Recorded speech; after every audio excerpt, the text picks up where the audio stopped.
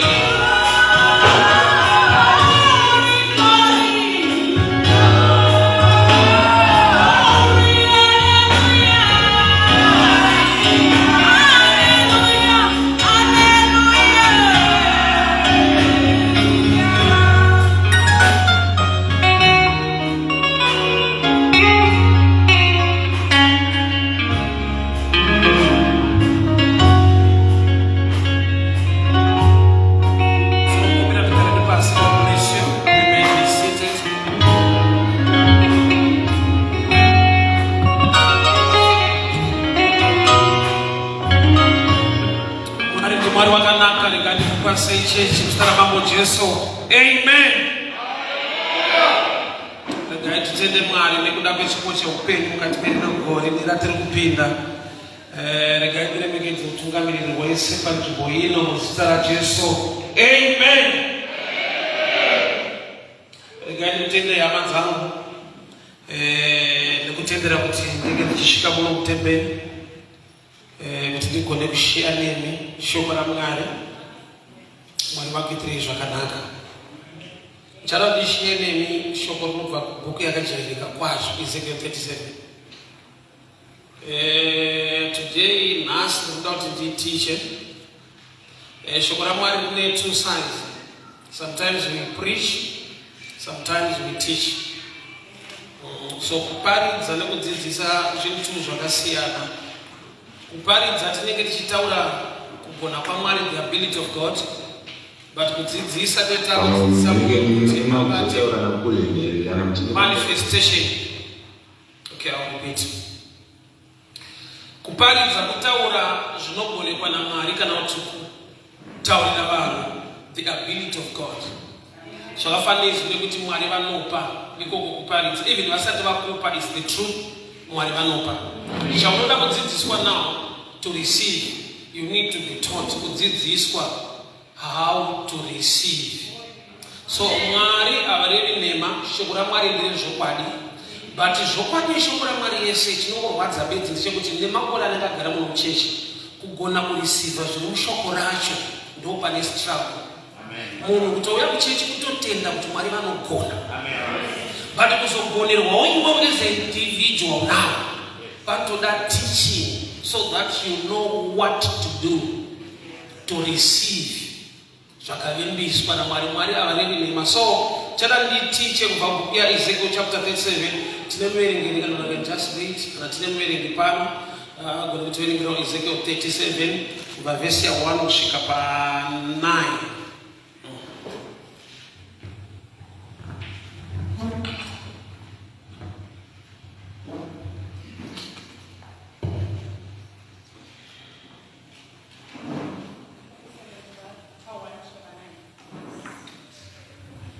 Tichaverenga shoko redu kuna muprofita Ezekiel chapter 37 verse 1. Musoro weshoko unoti vanhu vaJehovha vachamutswa samapfupa akaoma. Pa1. Ruoko rwaJehovha rwakanga rwuri pamusoro pangu, akandibudisa nomweya waJehovha, akandondiisa pakati pomupata, iwo wakanga uzere namapfupa, akandipfumudza napakati pawo kumativi ose.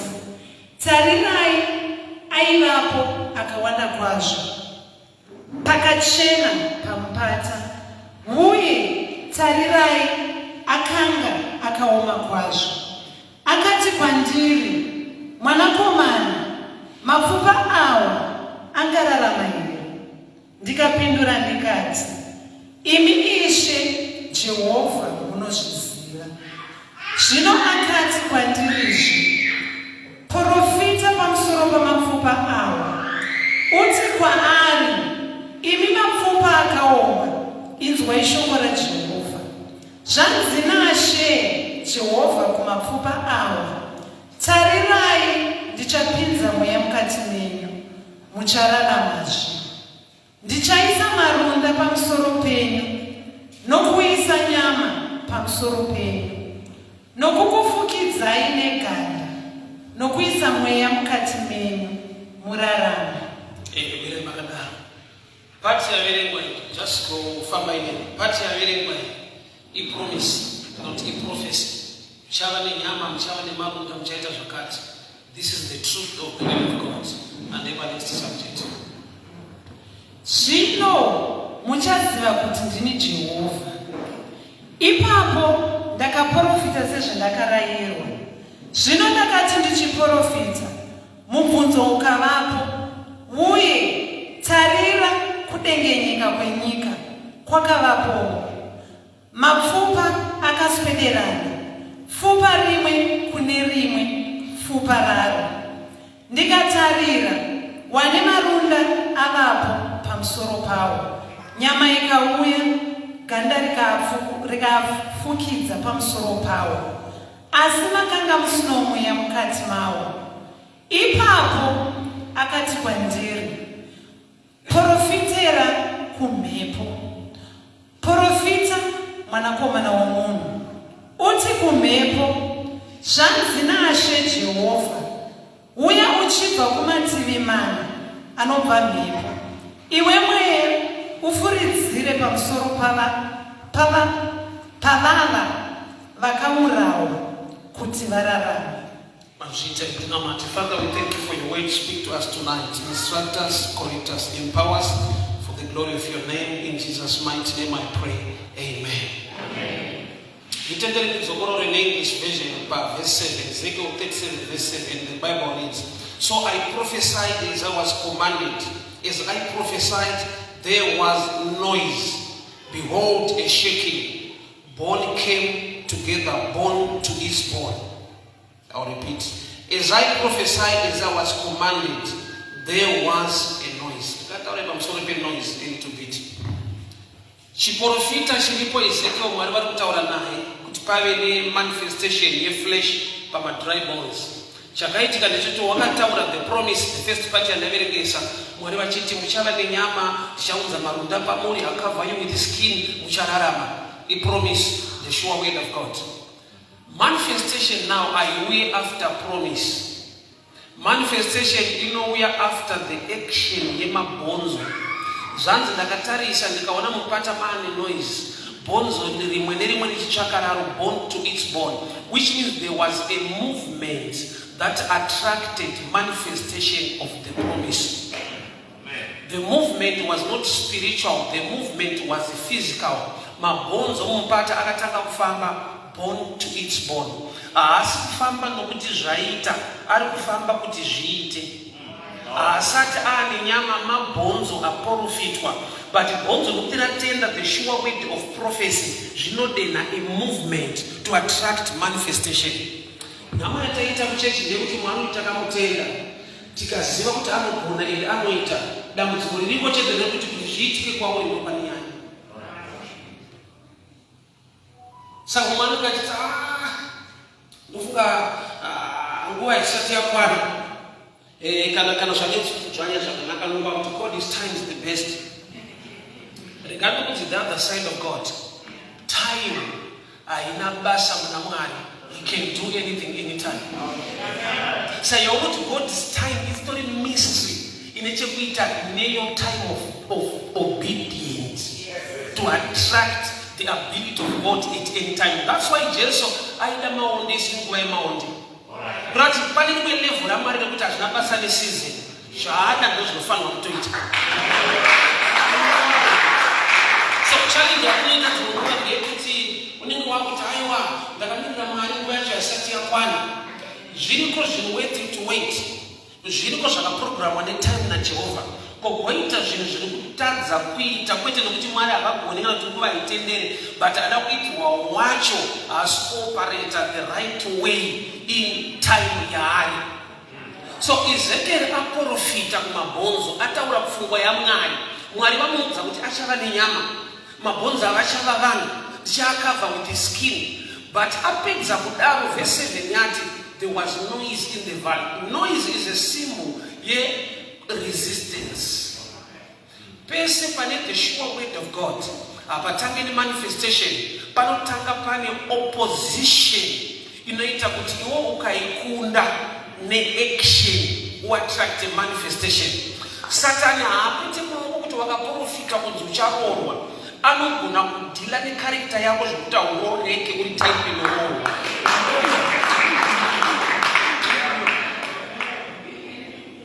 Every sure word of prophecy raunopiwa riri mushoko raMwari riri meant to manifest, but uchaona kuti Canaan haishaye border neEgypt. Mubuda Egypt mupinda Canaan, munobuda Egypt mupinda munzvimbo yamanga musikade kuenda. Wilderness ndo nzvimbo yamunopinda mabuda Egypt. Hamuna kubuda kuti munotora gwenga, but mabuda kuti munotora promised land. But promised land pakati payo pane nzvimbo isiri right, but yamunofanirwa kufamba naMwari ari right. Muno experience zvinhu zvamusingadi kutorohwa nenyota muri mugwenga imomo, yeti kwamuri kuenda kwanzi naMwari ndokune promise yenyu, but there is a part pane road yamunofanirwa kuita pass through. Sei Mwari vasina kushifta Canaan vakaisa just muborder neEgypt kuti muchingobuda munhamo dzenyu mupinda murugare rwaakavimbisa? Sei patenderwa kunzi vanhu vapfuure nenzvimbo isina kuvanakira isiri right? Uchaona kuti pane nguva yekuti munhu ndiye ari kugadziriswa, nyangwe Mwari vakamugadzirira Canaan. Kune type yemunhu iri kutsvagwa naMwari kuti ipinde Canaan. Shuwa ndeyekuti budai muchipita muende kunyika yechipikirwa, but along the path pakugadzirwa munhu, nokuti Canaan yacho yakagadzirwa kudhara. Pane zvinhu Mwari zvaanotoda kukuitira, zvaakavimbisa kuti anokuitira, but zvinoitirwa type yemunhu amoldwa nekugadzirwa neshoko raMwari kuti ave the right person to receive. Chinhu chakanaka kumunhu akanaka pakuziva kushanda nacho zvakanaka. Saka uchaona kuti vamwe financial door ikangovhurika unogona kufa. Iyo iri prayer request yangu kuti 2025 mari ngaibatike, iwo wacho uchizobatikawo here. So there are times that financial door to move on to 2025, so that to 2026. Why was 2025? Type yemunhu ine nyaya. Genesis 2 verse 5. Bible inoti Mwari anotendera mvura kunaya panyika nokuti kwakusina munhu unorima ivhu. There was no man to till the ground. So Mwari anotendera mvura kunaya. So the first famine or the first drought in the Bible haina devil. In the type of a person. Why? Because Genesis 1, God created man. Then Genesis 2, and the Lord formed man from the dust of the ground. Which means a formed man is a human being, a physical man who can work the garden. So that as long planning in the garden, the garden will become a jungle. Garden inyaye maintenance inoitwa na gardener. Munanoshanda kugarden anocheka loan akaenda pa strike. Loan yanga yakanaka pekuti kutandare kanoita kasango.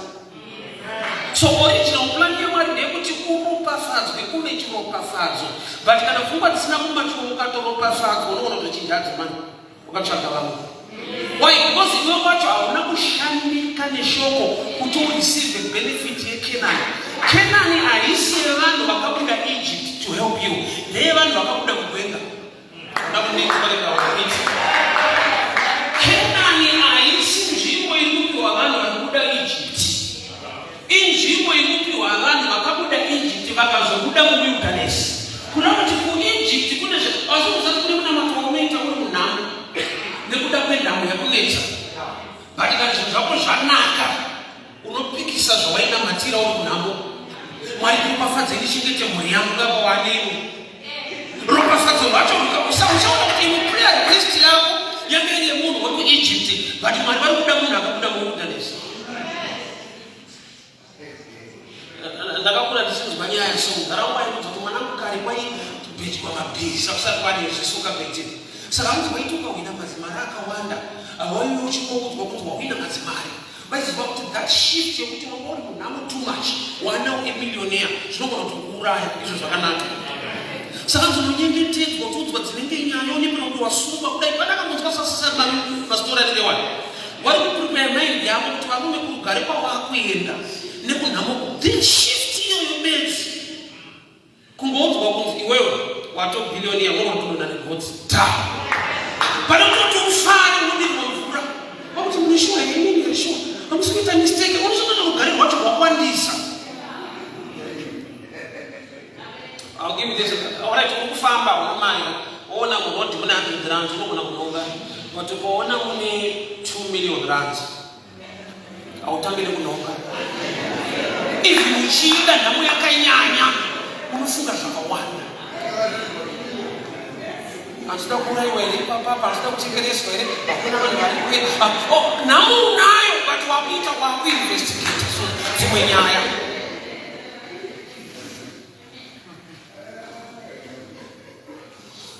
So I'll repeat this and I love this statement. Promised land, I say one wakabuda ku Egypt. Ndiye vanhu vakabuda mu wilderness. Because mindset yemunhu ari ku Egypt yakasiyana nemindset yemunhu anofamba mugwenga akada mvura ine nyota akanwa padombo. Ane experience yasina mvura aita mu Egypt kwaicherwa matsime. So munhu akuda mugwenga munhu a-experience the power uye nekufamba naMwari. Munhu aona kuti dzimwe nguva unosvika pakaoma but kana Mwari vada kuti mudye nenyama musina mombe dzamuinadzo zviuta zvinowanika. So mindset yemunhu abuda mu wilderness yakasiyana nemindset yemunhu abuda ku Egypt. Masiku pane nyaya. So Ezekiel akunzi profita kumabonzo. So chiri kuprofitwa panapa mabonzo akutaurwa ndiMwari ane chokwadi chekuti arevi nema. Kana shoko richiti Mwari unosimudza marombe kubva muguruva neurombe hwako inei wakasumuka kudhara.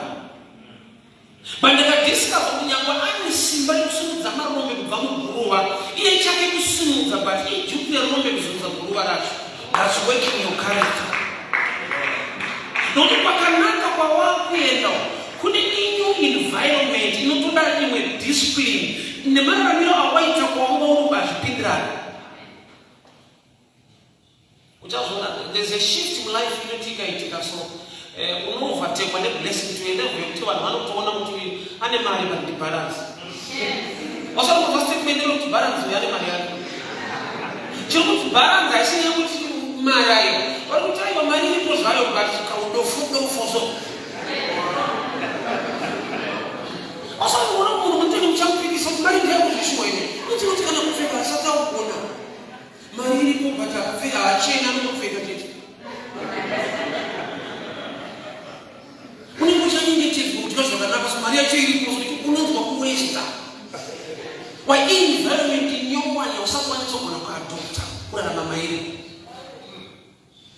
So Ezekiel profita kumabonzo. So prophecy message irikuparidzirwa chechi aurambe wakadaro gorera kupinda nherako but ari profitwa nearikuudzwa nearikuudzwa kugorera kupinda nherako ane yacho futi teaching yaanoda kupiwa kuti zvariri rako mune discipline inodiwa neimwe lifestyle inodiwa mugore iroro kuti zvaunoda zvacho zvibatike. Mukadzi anonzi Hagai anga adzingwa kumba kwaAbhurahama iye nemwana wake Ishmael. Saka anzi vari mugwenga Mwari wakavhura Hagai meso akaona tsime remvura. Mwari chaasina kupa Hagai haana kumupa chekucheresa akamupa source. Bhodhoro anga aripiwa kumba kwaAbhurahama nokuti Bhaibheri rinoti bhodhoro remvura rapera Mwari vakamuvhura meso akaona tsime. So kune zvinoshandwa nazvo zvekwaAbhurahama nyange wakomorerwa naMwari wamasimba ose. Which means you need to learn or borrow from men. Second Kings chapter 4 kune mukadzi akaenda kuna Elisha akati murume wako akafa akasira zvikwereti munana wekuti unyatsokompletwa naimunhu waMwari munhu akaudzwa kunzi enda munokumbira zvitini go and borrow vessels kureva kuti kune zvimwe zvinhu zvinoda kuitwa naMwari malife mako but zvine chekuita nevanhu vasiri kuipiwa zvinhu izvozvo paunogara navo.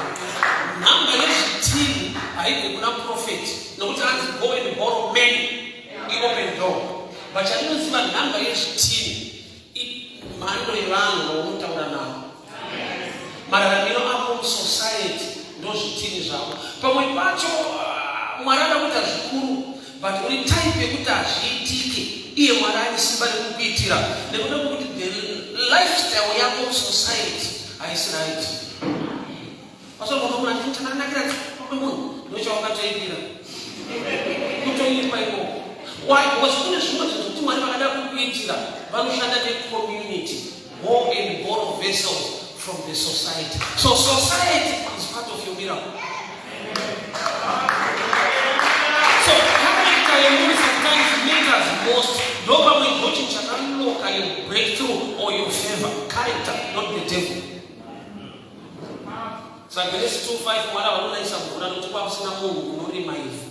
Yeti munhu anga atorikwa akasikwa Genesis 1:26-27. Ko Mwari vari kuti sei hakuna munhu anorima. Not the kind of a person anga ari available was a spirit man, a created man. He was not yet a formed man. Kureva kuti Mwari vanofanirwa shoko raMwari neshoko ravo is the same thing. Vanofanirwa kushanda kuti zvinhu zvacho zvishandike zvibatike. So pakuti Mwari inoropafadzei chinoita kuti zvimwe zvinonoka zvinoti havana simba hausi type yekuti ikaropafadzwa zviri kudiwa naMwari zvacho zvingaitika. Pane zvinodhimanda maturity kukura zvisingatomboda prayer pakatouya mufana panangara kuti ndinamatira I believe miracles ndinamatira kumanendebva ndinamatira kwati kura zvinobuda. Kune zvinodhimanda maturity more than desire.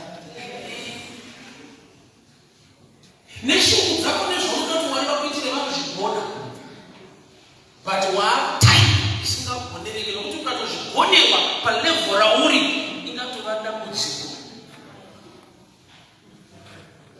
Kamwana kangu kamfana divine pakanga ne 2-3 years pataidya nefish taikamuzvengesa kufish tokuva pamukaka ilove imwe mhando yelove yataikashowa kanyima fish yange iri love why because kanokuwadzwa nezvakanaka akasati kakugona kuseparata minzwa nenyama. Ufunge chinhu chese chakanaka chine the other side nekuti ukasagona kudhila nawo Mwari vakatokuitira favor nekukushaisa zvakanaka izvozvo. Ufunge mari yaunoda ine kudada kwainotakura so izvo zvinotozvitanya ndadire munhu asati zvairi zvidadiso zvishoma.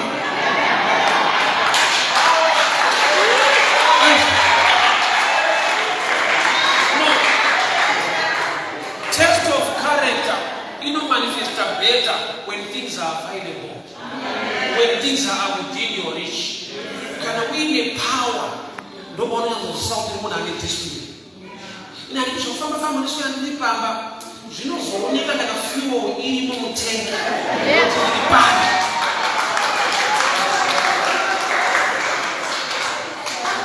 I remember Musonda Taka Motors of 2014. Musonda Kwana Mutachi. Apa kali Baba?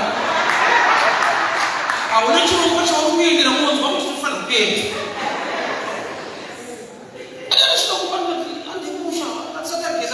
You won't take the monkeys and go.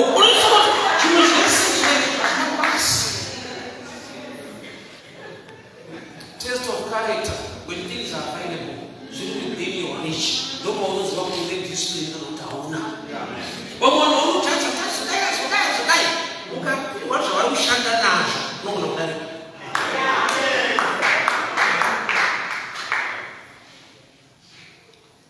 so prophecy. Profita kuma bonzo, profita kuma kufupa mchazo wame nyama mchawa wani. Series of data kunyama chumi zani daktari sana. Verse 7. Behold na profita. Born to its born. There was a movement in the valley. Movement in it and everything. Pamtanga mafoma a skeleton. Flesh no cover, a skeleton, not no land, so bones were scattered. So, but what the devil was a scattered mind in you. Zvoti paunonamata kuti Mwari ndiitire zvakati, chinochirwa nedenga kuti usaitireke chinhu ichocho, maindi yako haisi proper, haisi kuita zvinhu kwazvo. Purpose yaMwari is for you to be blessed and become a blessing. Fungwa yako kana wakomborerwa inenge ichifunge ndoba nenyaya. Munamato kuti tipewo chingwa chedu chanasi, give us today our daily bread. Mwari havanetsike kupa munhu chingwa mani. Ane mabhekari aripo aya. Vaipa vanhu visina bhekari mugwenga. But panenyaya kuti chingwa chiuye manje, chingwa chine nyaya. Because munamato kuti give us today our daily bread. Shoneti tipewo chingwa chedu kwete changu. Arikuita munamato ndini, but chingwa hachisi changu ndechedu. In law, ye love ne give you. Kuti Mwari pamunondipa, somebody must benefit. Iwe utone kunomisi kuti zvakafamba munhu anaita munhu. Unyatsoona kuti iwewe pachako Satani asati auya, hakutina kwatoenda. Plan nepurpose. Sei unati 2025 yakuitire zvakanaka, une vanhu vakangoratidzawo zvavo.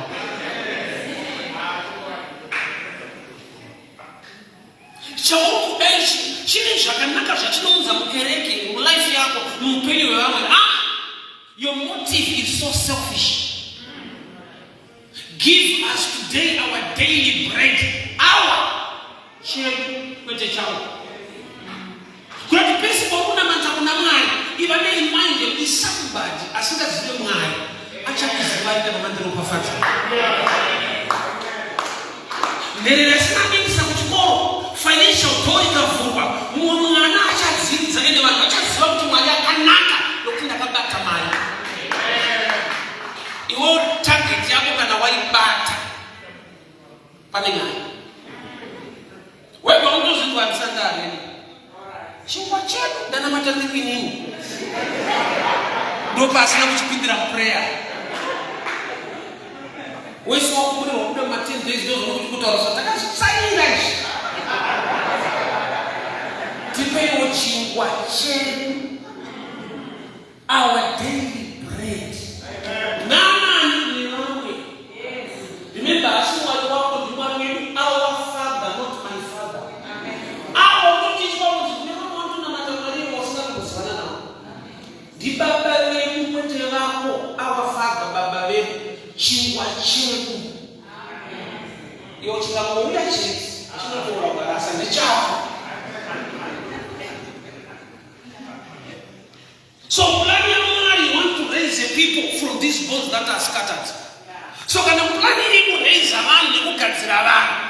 Firstly, they must form a skeleton. No bones. Skeleton inside the order, a discipline.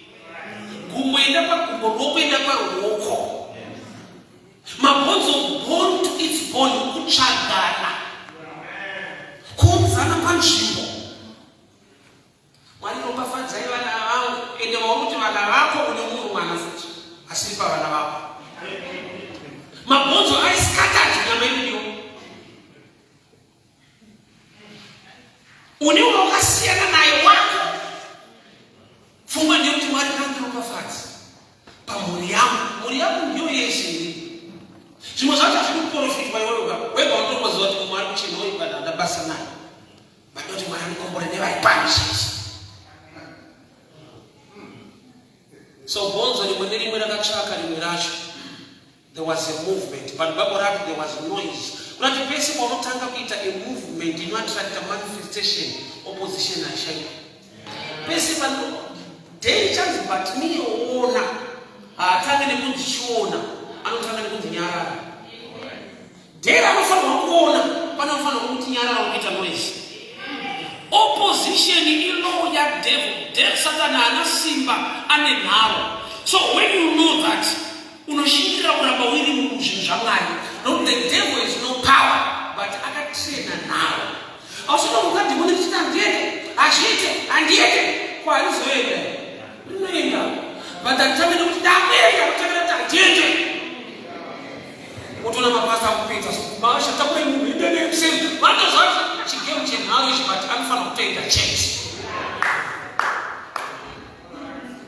Ina ikonfiza muna ninaro chitane simba.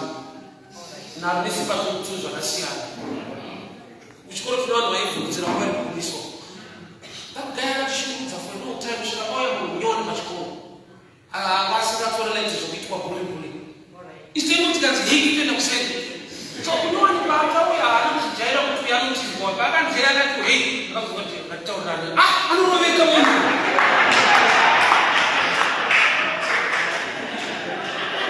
So the devil has no power, but aka practice nayo. Alizoa kuti kune vanhu kuti pakangoitwa nawo vanobvangosiyana nazvo. Oti ukaona zvaramba so hazvisi zvako, it's not meant for you. Life does not give you what you deserve. It gives you what you fight for. Unoziva kuti Jesu atoenda pamuchinjikwa kwakavhotwa, but denda rakaromba kuti Jesu auye panyika aende pamuchinjikwa, but hapana kuendeka nyore pakati pama-elections. Kutokukidzwa muchinjikwa wake wacho iwoyo. Kutodziwa Jesu chimira apa Barnabas mira todi kudine timu. Imamusere kuti Jesu ndiye akauya kuti aende pamuchinjikwa. Sikana anokukidza ari paside iloye panyika. Unoziva kuti Barnabas zvinoreva kuti son of father. Bar zvinoreva kuti son of Abba, it means father. Saka Jesu na Barnabas uyu ndi Barnabas, son of father. Jesu is also son of the father. But body chitori counter against your calling, against everything. Bado mwana wa baba anafanya kwenda kwa mchinjikwa, but anakupita na futi uwe mwana wa baba sikafanya kwenda ipapo. Life does not give you what you deserve. It gives you what you fight for. Zvaunongira. Paul achibata noti hatirwe nenyama neropa, asi kurati tinotorwa. But unofanirwa kudzidziswa kuti tinorohwa nei. Hatirwe nenyama neropa, but chokwadi ndechekuti tinodenwa nenyama neropa. Hakuna kutukwa nemweya, kutukwa nemunhu. But hanzi pafight manje isisiya munhu yeye. Iwe unoti akutuka ndiwo wakurova, asiri arikutoshandiswawo. I respect and love woman of Job. Not that Job anga mature spiritually. To an extent yekuti zvaifana kuita kuti adivorce akazviignore nekuda kwematurity. Imagine amai Job vakaenda kuna Job achirwara vakati date tukai Mwari mufi. Ina ndiprofita kuti vakaona chimwe chikomberi panongoto hakuna mukadzi anofanira kuita shirikadzi. Vantu vaona kuda kuti mudhara afi. Machandizi anenge ari hai. Because our family we don't ship that. My job was a type of a woman. Very shocking. I don't know advice I say what you quickly cover. You tell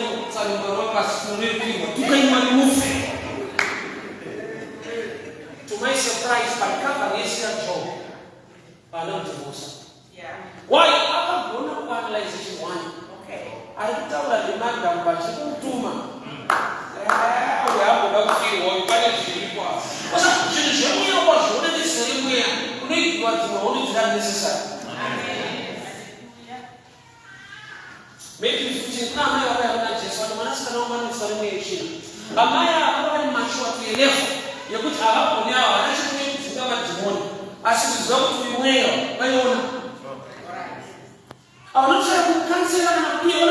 Beyond counseling is not that deliverance.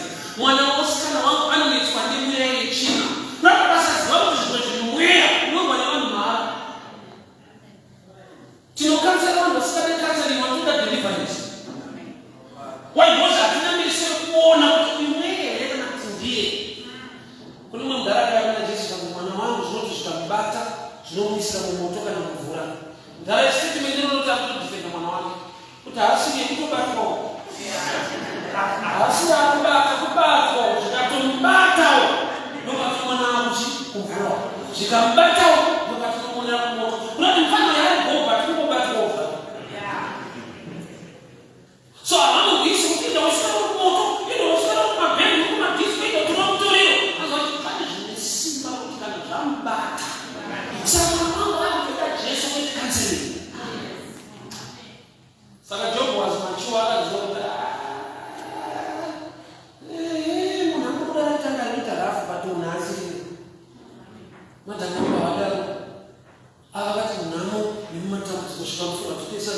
You are not in family. That concept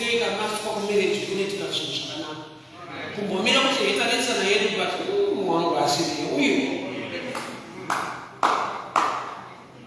Este zvatomudzana kumene chikero kuti usakane nharo zvinonekwa namagama asiriwa avatozivana mwana ndausanogona vanhu vagarisana mubereki kana 20 years kuti mwakatsamanodza kumuti haundizive mushi zvechokwadi ataura yekupapa asiriye ende muenzi ende anorora ende haumuzive munhu haana lavunemunhu so kana usiri machupa spiritual unongoti ndiye motonetsana unotozorealiza maybe later kuti ndangobatanizira munhu yaasiriye manongo saka ukagona ukatadza kuzvera zvinhu zvemweya unorwisa pasingafanira kurwiswa paunofanira kuchibatsira Ezekiel akanzi profita kumabhonzo so bhonzo ndiwe ndiri situation iri kudai mwari vanopromise better life zvinhu zvakanaka but pano pane nyaya bhonzo riri kuiti kuti nyama yacho ichishika because the bone must form a skeleton so that the flesh cover the skeleton panoda kugadzirwa vanhu kwete zvinhu saka mupata uri scattered saka kunotanga a movement there was noise therefore apite maoko taapatidzirwa so anamatirwa so zvake ngazviite there must be noise somewhere inokuudza Bible wrote when the enemy comes like a flood, the Spirit of the Lord will raise the standard. Kune standard inosumuka kwete nokuti wanamata, but there is an enemy coming against you. Satani alisumukire iprofesi yekuti mamuna akuita pane chinhu chida kusumudzwa malife mako. Hakurege kuti akapadzirwa akatendeukwa musizvi zvake zviite. Shoko rinoparidzwa kutendeuka kutendeuka muchechi wouya manifestation ine chekuita neaction. And action painodhimangwa mwana was faith kutenda kusina mabasa kwakafa. Action yacho paunenge sometimes unogona kutaurwa chacho hachikunakidza hachina kufita. I'll give an example. Kana Moses anditaurira vanhu vaurayirwo makwai vaiserumba padhoo. The message was good. Their deliverance is God's message. But it's dangerous to unachaka kutenga kwa yake wani. Watu wa bishop wachikuraya mambo yonoti uruma ndo mtoro wa mashule. Teta tuyo kutisimuke but mapasta acha anika kutukurongera zako. And I understand the situation kuti no one lilipo irori. Ndaka discover about the subject of giving. Bible natosha nisai. Ndoro parts wa America, Washington DC. Ndoro parts wa futhi kwepoezi. Hakuna mapeja mzibisai wanapata itakuwa kwata kuseka giving up. Ingurwai kuti you receive. Ma principles eshoko na mari this. Anapoona kuna akachinja chechi. Anta kuna Bible inashaisa kwa kuda. Sign yekuti naro zvaku patari iri. Dada ngoro nzibira pasera but ndiyo nyaya yacho. The principles are the same. Demand iripo sometimes I name right time. We are at any time to make things right. Born to each born there was noise in the valley. Painofitwa panapita noise. Bonzo panakatanga kufamba action inoleta manifestation ikatanga. Avangokupikisa kuti wauya muchechi. Vanokupikisa kana wakuita zvinotaura mwana wacho muchechi. John chapter 5. Murume akaporeswa kuBethsaida akati naJesu carry your mate. Murume uchaida healing kwete assignment. Angasingane kutumana kuzwa zvekuita aida kupora. But Jesu chaida kana aporesa kutakurisa mate. Saka uchiona kuti akatakura mate kana vanakumupikisa kuti waporerei wakati watakurei. Vari kutai watoda kuti muende munoitirwa zvinhu naMwari. Hatidi kuti muite zvinotaura Mwari wacho anoita zvinhu. Ukanonza vanhu panzvimbo tanamatirwa tableswa havana basa nazvo vasokati vatiti vake kunzwa kuti aiwa kapi. Why? Because they know kuti pese paunoita right action yeshoko raMwari you attract manifestation. Saka noise inouya kana watakura mate kwete kana wapora. Murume paBethsaida anakunzi waporerei zvanzi watakurirei mate. Yendo kubva ati andiporesa ndiye ati takura. I'll show you the reason why. Jesu ari kuti murume atakure mate. Akawanikwa akarara pamate. Jesu akabvunza kuti uda here kupora. Kubvunza wose valid kuti kutouya isaine kuti anotoda kupa kupora vamwe. Saka wakuti unoda ungangoreva kuti wairarirei panoda munhu ari active panoda action. Nokuti atanga kupinda anopora iwe unorarira ipapo. Saka chakaita kuti urare, the mate was available ichikupa comfort. Saka ukasiya mate mumwe futi anopinda mu38 nokuti panenge paakurarika. Saka pano hapafanira kurarika, pafanira kuti gare uri active. Imagine aiswera akarara zvekuti mutumwa aiti akauya aizonzwa nevamwe ningaenda pamama akarara pamutumwa uya. Saka Jesu ari kuti help iripo takurabe ngatisaidhire mate. Mate is a reminder yekuti ukada kufarisa waporeswa waotarisa mate unozva dai asiri Jesu tatachiona usati ndatamiri kumakomborerwa mukanganwa ukanyatsorongwafadzwa mushemushe kana kuombera kuimba unekwa kuti yuti matiregererawo but waiombera zvako nimashefuka.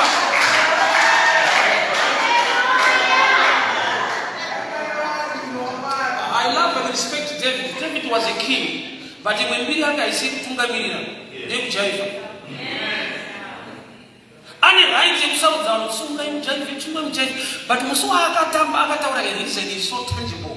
Anzi kuwatambire inanzi mai wakuzika ndarangarira Mwari paakandibvisa. Ndoti ndiri kutamba understanding kwete music.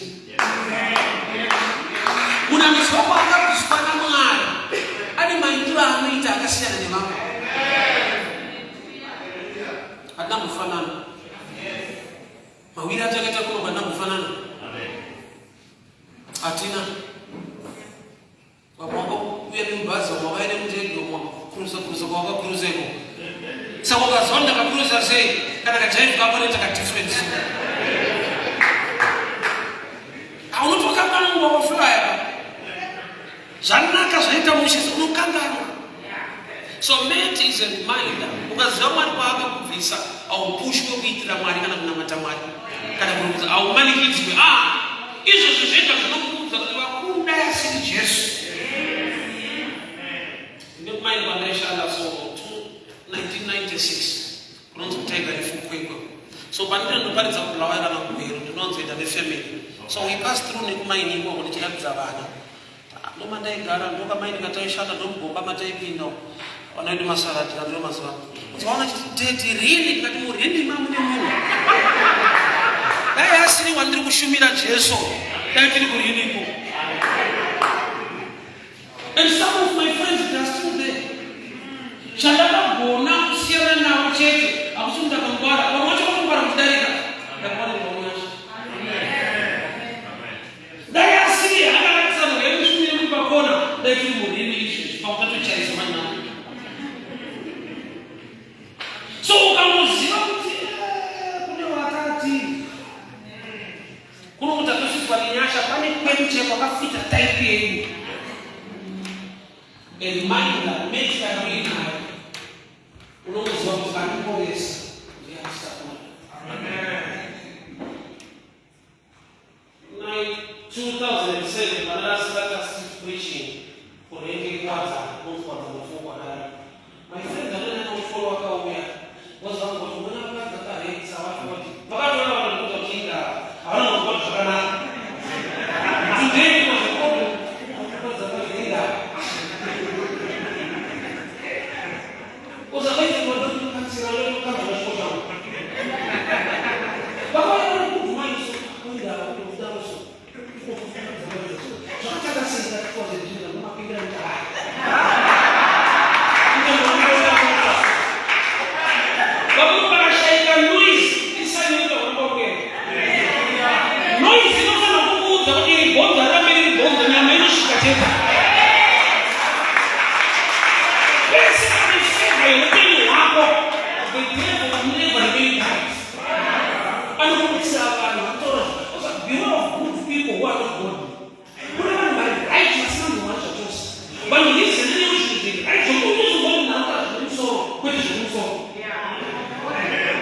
Zviriko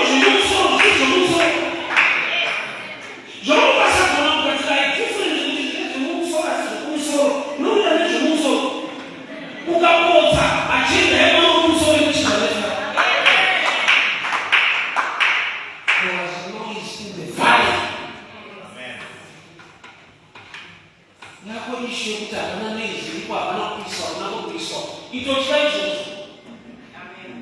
Babuka na macho kuda mwinji wana farasi kutera mwanoroke. Amen. Farasi babuka abasenta hivi na shikutaji. Why no one who wants to machine the kule zinusimuka. Just want to know more ufanya kwa sababu wewe it's okay. It's okay.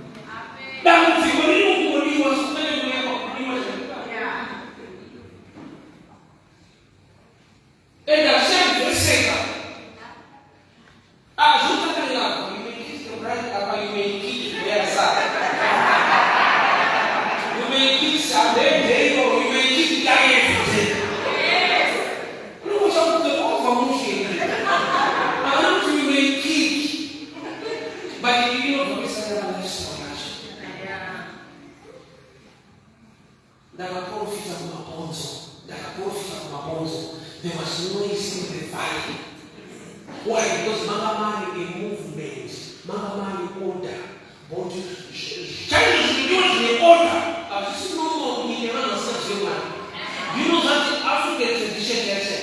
Take a one man banana. Slow to the water of the but if we don't move by sound. Who's the voice very about the man of the Arabic?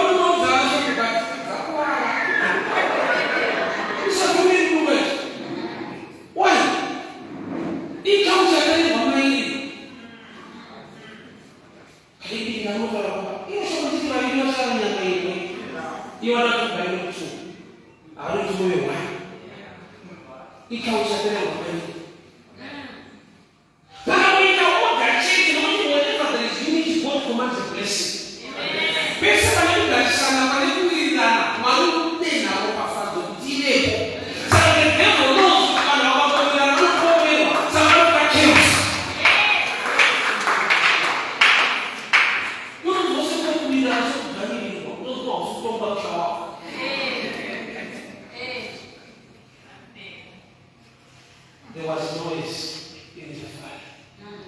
What do you mean noise? Despite noise, there was order born to this world. Ona noise. But me, he cried out more.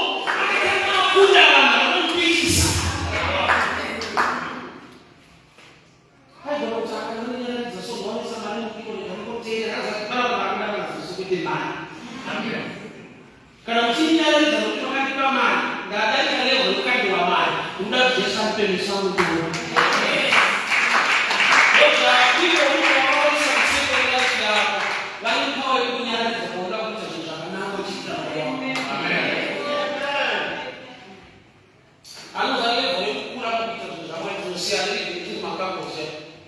Kalau proses mana ni semua semua sekolah itu guru bagus semua. Secara jangka boleh jauh. Maka orang bawa semua babak dari tahun depan. Urus jangan babak lagi.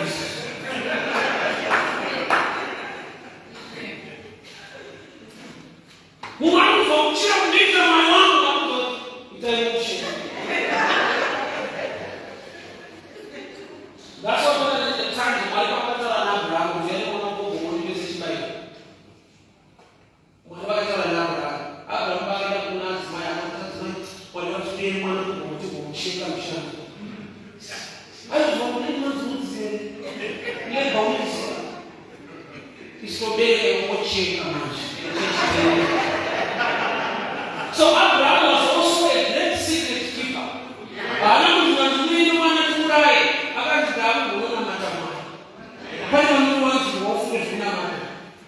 Baba kwa fefe hivi mkoma na shughuli za Mungu. Akati baba unizilipo zisizo chibalichi. Chibalichi kutachibalichi. Abraham anakuja na ndicho. Akaanza akaanza lava kumkuna na kusaba. Ndio bado suma za ndarao wao kwa zisalichi.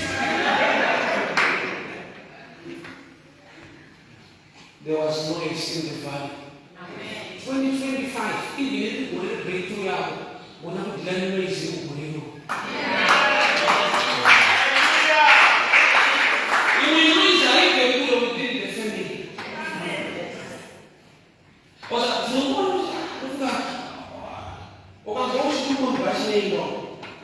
Ito masepasi nenda into thing one day kuma sababu kwa shimo mbele is within yourself ona provides that.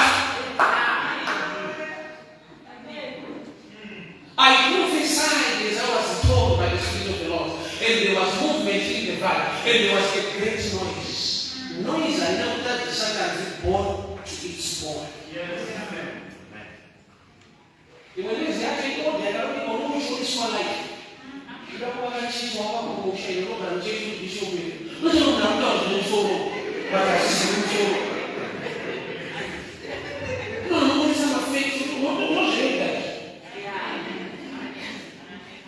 If I got to the so that I'm not asking no marriage to that. I know what man. Share that. Say what baba.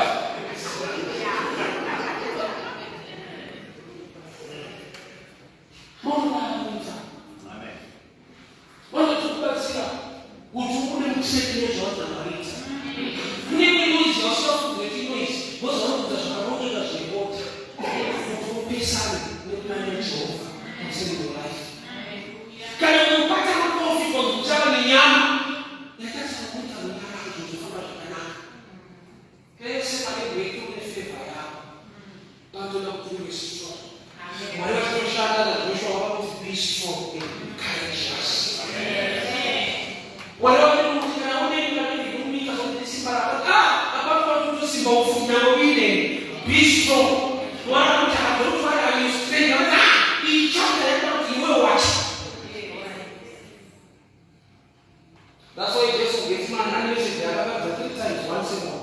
Mukai namas. I don't want to do some Ferrari was no car. Ishi atasagana nayo.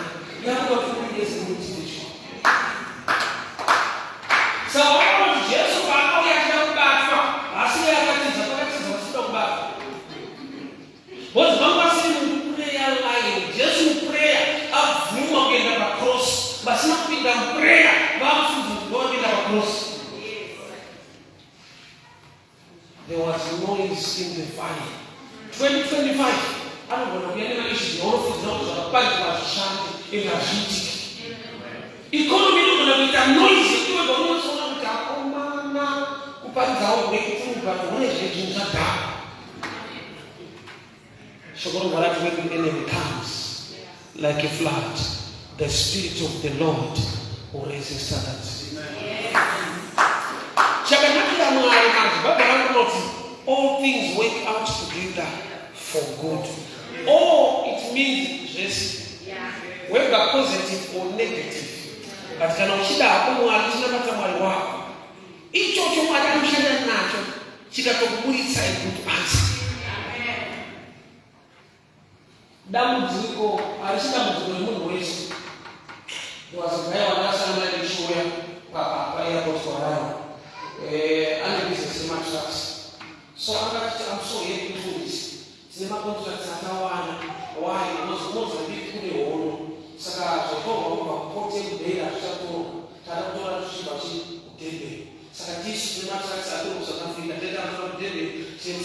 Zimbabwe kusaziboza zvinhu nekuti kugonda nokwagara saka sasina access yegonda nokuzekonza kuchikoro hondo yakaita kutanga kuti Mwari wangu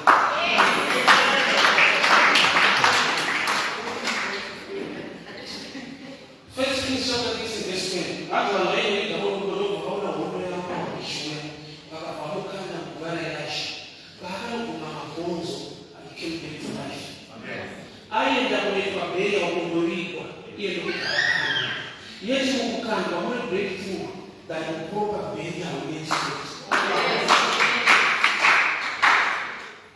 asikuiswa mugwara vanhu vanotitizawo zvokudayi vasina kuona munhu iye kutenge kudarapiwa maiki chesi kurimo pupura anotinotenga Mwari muda wehondo nokuti nehondo yakauya kudamuka iyo hondo ichiuraya uyo akamupanga akatofa saka vamwe vatosagira uri hondo yakutengamire zvinhu muhondo dzinosimudza vanhu mumwe breakthrough yake ina kuzivotorikurarwa kushanda uruti kudarwa naBoazi pane first Kings ndima akamuramba akaramba achiti I will not take it. Why? Because I will enter my estate. Arikudi mwaka inofanira kusiya vanhu aikude ndikatora uyu nokuti akarohwa 10 years namano ari kumoa havana kuita mwana saka kuti abereka azviti so first Kings ndima akamurambira reason yekuti azviite kuti ndimutore tinogona kushasiya nhaka ndoba akarohwa naBoazi saka Boazi akiendeke kana tinokuramba nenetini Mwari vananga akatorwa naBoazi kopekuramba akakupachabireka uye arikuramba asiye mudzi wemunda kuva kuti pamwe pacho unogona kusatoramba uriwo zvisina basa nebasa zvakakumirira there was noise in the valley.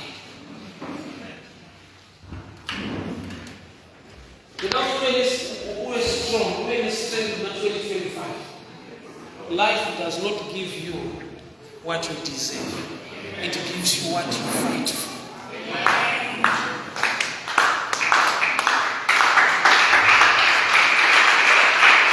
So all the rest is not perceived when the battle is strong, but time and chance are given to you. Life in India, Shanda Nyasha, America, Kuwara, and everything. But not as a total of teachman, so that no matter what was wrong, no friend coming to the house of the water force. Honor and walk in a road. I hate the day of the my face out. You can't talk about your we would not the day of our combo. Then my combo we are also. But I mean, I just must say.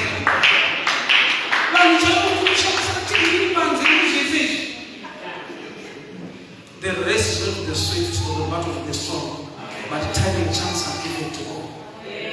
Don't relax because there are matters later, because there are numbers later. You need the grace of God.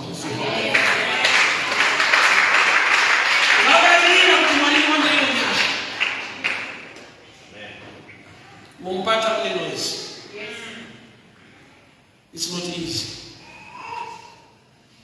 Chese chawada kuita chakanaka chine breakthrough ne favor life mako chine chinozvigisa kuna vasingasvika mushini unoziva ukaita president unovengwa nevanhu vakawanda ukaita kansela nasabhuku vamwana vatomuziva zita rako level raunoenda rekumusoro rinoattracta maenemies. Why? Because the breakthrough yakakura. If you look at the sample, so one of our ambassador, we want to our president, one our child. Breakthrough and favor in you need strength despite noise to attract manifestation. I'm sure my time is done. Ndinokomana takaenda naye kuchikoro so saka one day ndakasanga naye kunzi Westgate ndikaudza vana vangu taidzidza tese saka kuti akainayo ndingamoti akataifamba nayo akaita kuti vana vangu vandibvunze kuti shuwa here dad ndakazoti vana vasikutsikana pachena kuti ndatadza kutaura handifana kuti taitidza tese ndafana kuda pachena kuti uya aitidza kwataitamba isu mari zavo saafekeka mari zavo sailaifa pavaima serious so life is stable na utambe kwese kana wabatamba kuchikoro mushaka wapedzi kana wakaita serious kuzora unongochijana autambe kwese shokoro varati chaunojigara muchauroko but time yekusakura haisi time yekukohwa but time yekusakura hainakidzi vanhu havakuperekedze kunosakura vanhu ukatidakunokohwa tinouya don't nature kuna under my results more than efforts 2025 despite noise no opposition isa effort mzio jamani ngubela soketi na mati prayer kwa kuti mwari mborera tiri kupinga ndibadire wana shangire nesimba nyangwe kukasumuka opposition mweya ne noise ropikisa charamba ndakamira mchikunamata nyangwe economy zvinhu zvikadii kukava neruzha muikono kana utano ukanetsa mwari mupeo simba rekudakamira kunamata. Let us begin to pray. Father, we thank you for your word. We thank you for your grace. We thank you for your favor. Ndekunamata baba boldness strength kumira panzvimbo kana mazuva ekutsvaka chiso chenyu mukutsanya mwoyo wako nyangwe zvikadetsa zvikarwadza. I pray for the ability ndigore kuatsvaka manifestation ndipewo nyasha ndiwanewo simba nyangwe kukava nenoise kwandinobva kwandinogara munzvimbo yandinogara kubasa kwandinoshanda chandinoziva ndinoramba ndakambira kusvika kumanifestation yepromise yenyu yazadzikiswa mwari waisevera imi makatuma muranda wenyu mupata iye kuti ndakatarisa nyama ndikatarisa kuona mabhonzo achifamba rimwe pane rimwe baba ndikunamatira ota pandinofanirwa kuzvininipisa ndipeiwo nyasha dzinozvininipisa pandinofanirwa kumira ndipeiwo simba yakumira pandinofanirwa kuzvideredza pandinofanirwa kuva hapo pandinofanirwa kuti sorry take me to the right position attract the nyama manifestation of the promise inoda mwari iri panzvimbo ndichiita zvinhu zvakafanira ndiwanewo nyasha mutsvene ndinonamata nekuda kwemereji unhari kuno mwari paanofanirwa kuzvidzora nekuzvininipisa paanofanirwa kudzikama nekutaura nyasha dzenyu baba bold is when I pray for order ndikunamatira baba kuzvideredza kuzvidzora ndikunamatira baba kuva right position to attract the manifestation wenga mchero wakatembeka ndadzorera mbiri yosimba muri mwari wangu baba ndinoisa chiprofita kukereke panzvimbo ine jehovha pashowers of grace ndiri kudeclare iko zvino nyasha dzenyu kukereke vanhu pavanomira vachikushumirai pavanomira vachishandira basa renyu ropafadzo maimhare muupenyu hwavo mapfupa akaoma ngaapfare mapfupa ari scattered ngaave panzvimbo nyasha ngadzibate pamusoro pekereke ino mwari ndinotaura feva muna 2025 ndinotaura nyasha mumereji yake ndinotaura blessing kubasa rake ndinotaura utano hwake udzorerewe panzvimbo nezita rajesu I pray and I decree and I declare manifestation of blessing zvaanotsvaka zvaanochemera zvaanoshuvira baba ngazviendeke ngazviitike despite noise despite opposition may manifestation come to pass baba zvamakavimbisa ngazviitike vanorwa naye ngavashayiwe simba ngavanyadziswe vasingane kurorwa kwake baba vachitaura zvavanotaura ndinotaura oda yedenga kumanifesta vanhu vachitaura zvavanotaura against basa rake ndinotaura oda yezvakavimbiswa namwari kubata muupenyu wako tadzorera mbiri yose kwamuri muzita rajesu amen. God bless you, God bless you, mwari vakatire nyasha